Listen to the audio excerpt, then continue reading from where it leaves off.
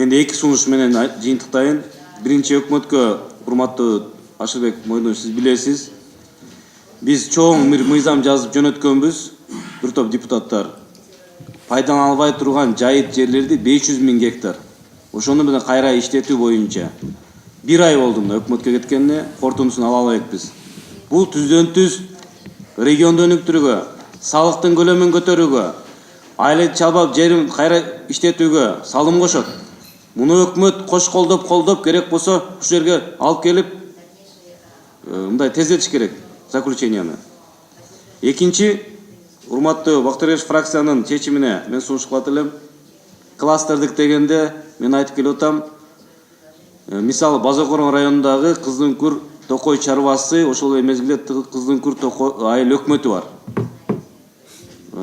Олег Михайлович. Айыл өкмөт болгону бюджети 1.300.000 сом. Ошол эле мезгилде Токой чарба дагы бар.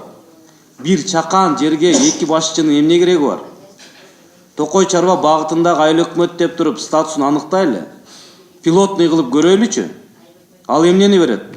Бир заматта дотациядан чыгат. Экинчи кирешеси түшөт. Элдин кызыкчылыгы пайда болот. Токойду өстүрөт.